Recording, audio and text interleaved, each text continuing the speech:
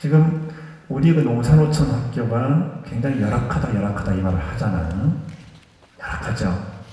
열악한데, 그런데 이것을 시각을 달리해서 보면 교사들이 그 아이들을 맡고 있는 숫자가 아주 적기 때문에 밀착 지도를 한 겁니다. 거의 그 개인 교습 수준으로 수업 진행이 된단 말이죠. 그러니까 굉장히 이것은 아이들에게는 좋은 거죠. 안 좋은 것은 아이들이 많이 어울리면서 사회성을 더 길러가야 되는데 그것이 안 된다는 거. 하고자 하는 어떤 학습 프로그램이 있는데 그것을 마음껏 운영할 수 없다는 거, 이런 단점이 있잖아요. 그런데 또 달리 보면 그 학교에서만 할 수 있는 것들이 있다라는 거죠. 그래서 이번에 제가 지금 임기 2년 이제 지나고서 벌써 몇 달 지났네요. 였는데 임기 후반기 역점 사업 중에 하나를 농산어촌 작은 학교 희망 찾기로 설정을 한 겁니다. 농산어촌 작은 학교가 더 이상 없어서는 안 되겠다. 없어져서는 안 되는 정도가 아니고 정말 강한 학교로, 건강한 학교로 살아나야 되겠다. 이것입니다. 이래야 우리나라 교육이 살아난다. 학교가, 여기에 지금 이게 학교로 보면요. 이 학교가 3개가 이렇게 있었어요. 그런데 이 학교가 하나 없어지잖아요. 그러면 이 학교에 다니는 아이들은 이쪽이나 저쪽으로 가는 거죠. 그러면서 어떤 문제가 생기냐. 이 아이들이 학교에 가는데, 학교에서 끝나고 집으로 가는데 시간이 많이 걸리는 거예요. 지금 전라북도에서 학교 가는데, 집으로 가는 시간 빼고 학교 가는데 시간이 가장 많이 걸리는 경우가 50분 정도 걸립니다. 전라북도에서. 그럼 그 원인은 어디에서 비롯됐느냐? 학교가 통폐합되면서. 그런데 교과부는, 정부는 여기에서 만족하지 않는 거예요. 더 과감하게 통폐합을 시켜야 되겠다는 거예요. 그래서 하도 통폐합이 잘 안 되니까, 그걸 반대에 부딪히니까 이 사람들이 최근에 지금 동원하는 방법은 돈으로 해결하는 겁니다. 초등학교는 통폐합은 30억을 주고요. 그리고 중고등학교는 100억을 주는 겁니다. 전라북도에서는요, 원칙적으로 통폐합을 안 갑니다. 여러 가지 요구사항도 있고 하지만 통폐합을 하지 않고 학교 살리기 작업을 계속 하는 거예요.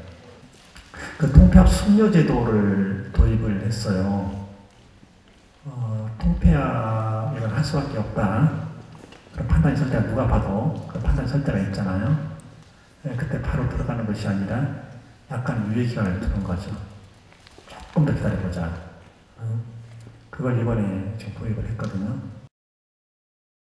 지금 다행스럽게도 어떤 흐름이 나오고 있냐면, 대도시에서 교육을 받던 아이들이 그 부모 손을 잡고 지방으로, 농촌으로 내려오고 있다는 겁니다.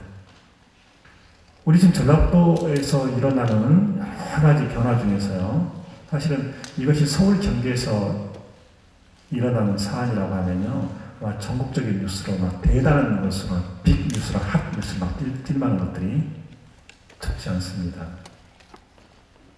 여기 계시면 잘 모르시겠죠? 군산 익산도 아마 그럴 건데, 지금 전라북도의 초등학교, 거의 모든 초등학교가 2학년까지 시험 없어요. 아세요?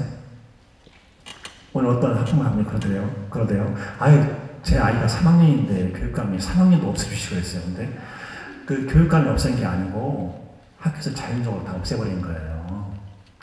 2학년까지 시험을. 저 남원에 어디 갔더니 거기는 4학년도 시험이 없어요.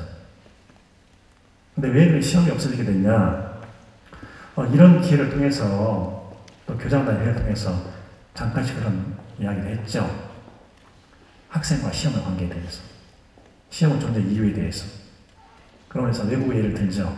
덴마크, 거기는 8학년까지 시험 없다. 그래도 그 아이들 공부 잘한다. 여기서 우리가 얻을 수 있는 건 뭔가? 이런 것을 한 번씩 툭툭 던지면요, 한 2년을 하고 났더니, 한 1년 반 하고 났더니 그게 현장에 영향을 미치더라 그 말이에요. 한 초등학생도 없어요. 2학년까지. 지난주 토요일 날 그 초등학생 4명을 만났거든요. 엄마 아빠랑 같이 만났어요. 그 사내아이 한 녀석이 저를 보자마자 무슨 말 하는지 아세요? 교육감님, 방학숙제 어쩔 수 없어주셔서 고마워요. 지금 전라북도 초등학교에서는 겨울방학, 여름방학 숙제가 없어진 거 아시죠? 있어요 혹시? 이렇게 변화가 왔단 말이죠. 지금 이런 변화가 다른 적이 있는 줄 아십니까?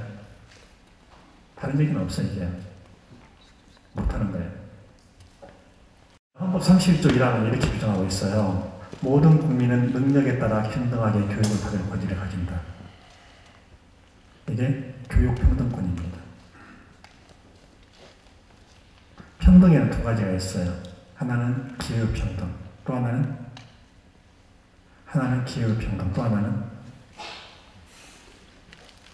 예를 들어서 헌법 15조인가요? 거기에 모든 국민은 직업 선택의 자유를 가진다. 이게 직업 선택할 수 있는 기회를 줬죠. 100명에 다, 국민 100명에 다 줬어. 그런데 그 중에는 보면 직업을 제대로 가지고 있는 사람이 있고 제대로 가지고 못하는 사람이 있어. 그죠? 기회는 똑같이 평등하게 받았어. 그런데 뭐가 불평등한 겁니까? 결과가. 그래서 기회평등 반드시 필요한 거지만 거기서 끝나면 안 되는 겁니다. 뭐가 있어야 되느냐? 결과평등. 모든 아이에게, 전국에 있는 모든 아이들에게 그 연령이 되면 학교로 갈 수 있는 기회를 줬어. 그래, 국가는 끝났다, 할 일 다 했다? 그게 아니란 말이에요. 기회를 다 봤더니, 보니까 이러이러한 차별이 생기더라, 불평등이 생기더라. 그럼 뭐냐? 그 불평등을 제거하는 노력을 국가가 해야 된다는 거죠.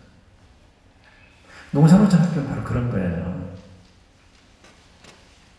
농산호전 학교 다니는 아이들이 도대체 어떤 것에서 불편함을 느끼는지, 차별을 느끼는지, 그걸 파악을 해서 그것을 시험을 해주는 거예요. 그러니까 더 많이 들어가는 거죠. 그러면 그 장애학생 교육과 비장애학생 교육, 어떤 것이 비용이 더 많이 들어갈 것 같습니까? 어느 쪽이? 장애학생 비용이 더 많이 들어가는 거예요. 이미 고비용을 예상하고 있는 거란 말이죠. 그래서 그걸 더 해주는 거예요. 그래서 그 장애학생에 대한 지원을 더 많이 하죠. 그럼 어떻게 되느냐? 우리 사회가 더 단단해지는 거예요. 그 장애학생들도 자기들이 걸어갈 수 있도록 해줘야 되는 거예요.